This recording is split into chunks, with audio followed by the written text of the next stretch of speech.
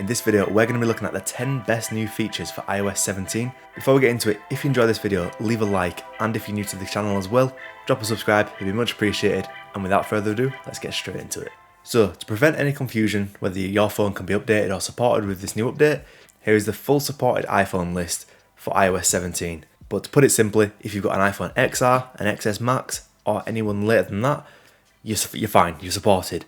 Now, would I recommend updating it if you're on an XR or an XS? Absolutely not. Your phone's probably getting quite slow already. This will just rub salt in the wound, to be honest. If you're already dealing with a lot of glitches on the iPhone XR and the XS, you're not going to want to make it any worse. But with that out of the way, here are 10 of the best features that are included on the new iOS 17 update. Let's start with number 1, and that is interactive widgets. Now, I'm sure all you Android guys over here are going to be laughing your socks off, because yes, I know Android have had it for a long time, but it's finally on iPhone. It's a welcome feature. With iOS 17, the developers for that app can actually now allow interactive widgets, so you can check off your reminders as you're going along with it. You don't actually have to open the entire app. You'll be able to skip to the next track in Spotify without opening the entire app. Overall, it's a really nice feature. I'm quite looking forward to seeing how developers will make use of this in the future. Hopefully it'll be really good. Now, the second feature I want to talk about is photo visual lookup. Now, I don't think that's the exact name for it, but basically what this means is that if you take a photo in your camera roll, or you've got any photo you've just taken, for example, of some bananas, there's a little information icon at the bottom of the image. Click on that and it'll tell you what the image is, what's in the image, what it's found out about it. It's pretty cool, to be honest. I'm not quite sure how smart it is. I don't really know how it's doing it, but overall it's a pretty cool feature to have. I can imagine it can be quite useful in the future. Maybe if you take a picture of a sign in a foreign country, it might be able to translate it for you. It might be able to tell you whereabouts in the world you are. I can imagine it being a really useful feature in the future, but for now I'm not quite sure what I'm going to use it for, but it's nice to have. Now, number 3, live voicemail. This is quite useful for when you can't quite answer a phone, but someone can leave you a voicemail and actually you can read the voicemail as a transcript on your screen. As you can see from this demo I've taken from the Apple event, I'll be honest, I don't really make calls anymore, so I don't think I'm going to ever use this feature, but if you're someone who takes calls all the time and you missed a call, you'll be able to see what the person wanted and whether you need to call them back urgently or not. Now, this next feature, in my eyes, is going to be one of the most useful features out of them all, and that is offline maps. So if you're ever in the middle of nowhere where you've got no signal, in England it happens a lot. So what you can do now in the Maps app, you can select a certain grid or a certain area and it'll download the map for that area. So it's not the case you've got to download the entire country's map and it'll take loads of space. No, if you know you're going to a certain place on holiday or you're going camping somewhere, download the entire map of that certain area. It can be an entire city, it can just be a local area, and if you haven't got a signal or if you run out of data or you just don't want to use your data, no problem. You've got the area downloaded, so no matter what situation you're in, you'll be able to use the maps. Personally, I think this is a very good feature. Now, the next feature I want to talk about is not really a feature as such, it's just a massive improvement with an existing feature, and that is autocorrect. In the past, I'm sure you're all aware of the ducking phase. Now your iPhone knows what you're trying to say, and it's not going to try and stop you from saying that and replace it with duck. Now, another feature I want to talk about is with Siri. Now, not only with a few improvements in Siri itself, you can now actually just shorten the phrase of "Hey Siri" down to Siri. Kind of useful. I don't know if that really makes much difference, but rather than saying Siri, you can just say "Hey Siri," which is kind of nice. Now, another really useful mode is standby mode.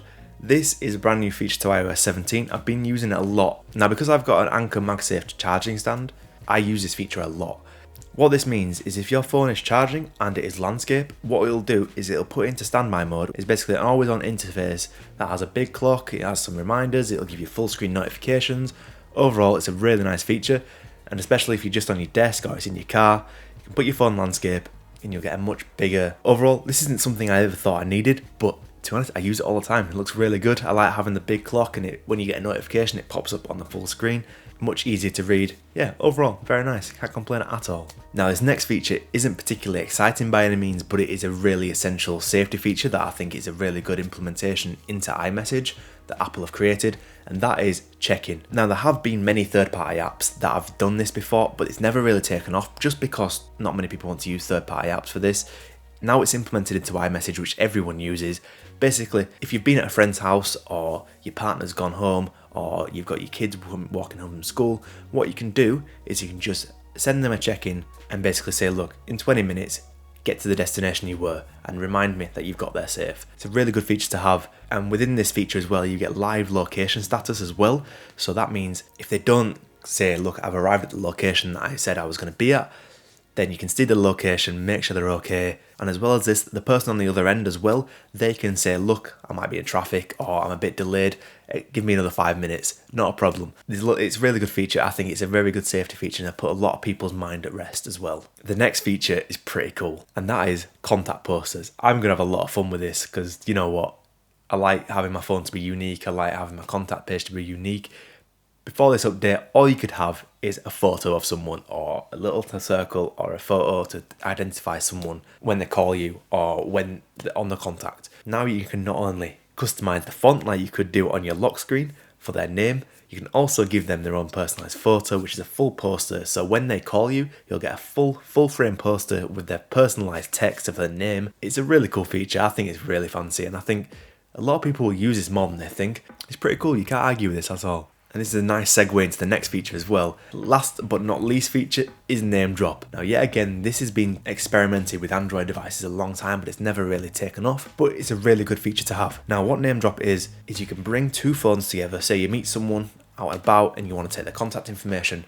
Rather than having to give them your phone, put the name in, all you do, you both got an iPhone with iOS 17 or later, just bring your phones together, you'll make that cool animation, and automatically you'll exchange contact information. And as well as that, you can also limit what information you can give to people when you are name dropping them, so you don't feel like you're going to have to give them everything as well, which is a good feature to have. I like it a lot. I think this feature is going to work really well. I think it's going to take a couple of years to settle in because not everyone updates to iOS 17 straight away, but I think when people do and it comes a bit more normalised, I think this is going to get used all the time. And the technology around NameDrop as well means you don't necessarily have to use it just for exchanging contact information. If you've got a photo you want to, or a group of photos you want to exchange to a friend with iOS 17, all you do, go to AirDrop on those photos, bring your phone next to someone else's and it'll do that animation again and it'll just transfer the data over. Oh, hang on a minute, this just reminded me of one more feature. AirDrop over the internet. Now this is a really good feature. Basically what this means, if you're with someone from a limited period of time and you want to transfer them in a massive video file and it's like 4 GB in size, what you can do is you can start the AirDrop, they can leave you completely. What will happen is your video will upload to the cloud and then they can download it from the cloud to their phone. No matter how far away you are, as long as you start the AirDrop next to each other, if you leave each other by 10 miles, you can still download the file over the internet. I think this is a really cool feature. So yeah, they were my 10 favourite features from iOS 17.